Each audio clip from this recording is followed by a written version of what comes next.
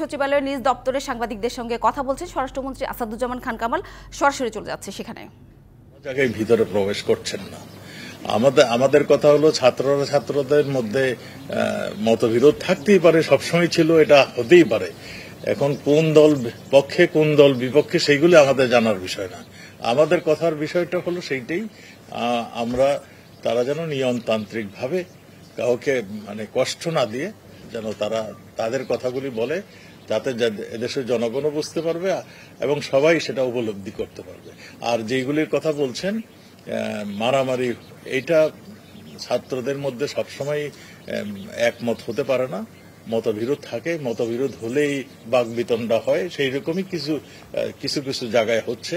আমরা জাহাঙ্গীরনগর ইউনিভার্সিটিতে দেখেছি, আমরা ঢাকা ইউনিভার্সিটিতে দেখেছি, ঢিল ছোড়াছুড়ি আমরা দেখেছি, আমরা এগুলি সবই দেখেছি। তবুও আমরা আমাদের নিরাপত্তা বাহিনী আমরা এখনো তাদেরকে বলেছি যে যেই পর্যন্ত প্রয়োজন না হয় সেই পর্যন্ত যেন তারা এই ছাত্রদের ইসের মধ্যে না প্রবেশ করে।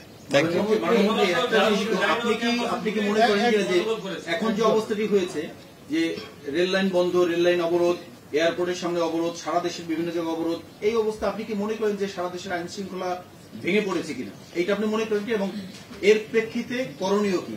আপনি শেষে যেটা বললেন এটাই, নাকি আপনারা কোনো কার্যক্রমে যাবেন? নগদের কাছে সব গ্রাহকই প্রিয়, তাই তো সারা দেশে ক্যাশ আউট চার্জ সবচেয়ে কম। দেখুন, ভেঙে পড়েছে এইটা আমি একমত নই। আইন শৃঙ্খলা সঠিকভাবেই আছে, আপনিও চলছেন, আমিও চলছি, সবাই চলছে, সবকিছু হচ্ছে।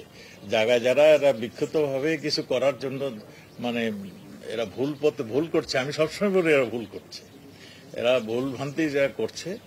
এয়ারপোর্টে যারা গিয়েছিল ওদের ভিসি, ওই ইউনিভার্সিটির ভিসি এসে তাদেরকে সরিয়ে নিয়ে গিয়েছে। তারা তাদেরকে ভিসি মহোদয় তাদেরকে বোঝাতে সক্ষম হয়েছে যে এগুলি ভুল হচ্ছে, তোমরা চলে আসো। তারা চলে গিয়েছে এবং যেখানে ছাত্ররা বসছিল সেই ভিসি কিংবা স্কুলের যারা কর্তৃপক্ষ কিংবা কলেজের কর্তৃপক্ষ তারা ব্যবস্থা নিচ্ছে তারা যেন সরে যায়। আমরা মনে করি তারা সরে যাবে। আমি যেটা বলছি আগেই, তাদের যদি কিছু বলার থাকে তাহলে তারা কোর্টে এসে বলবে, কিংবা তারা এসে বলতে পারে যে আমরা এই জায়গায় এই দাবি আমাদের, এই রাস্তা অবরোধ করে দাবি আদায় করা এইটা সঠিক পন্থা নয়। আর সেটা তো দিয়েছে, সে ডেইলি কি হয়ে যাবে নাকি? এটা দিয়েছে, এটা স্টাডি করতে হবে। রাষ্ট্রপতি মহোদয় একটা নির্দেশনা দিবে আমাদেরকে, সেগুলি নিয়ে আমরা কাজ করব।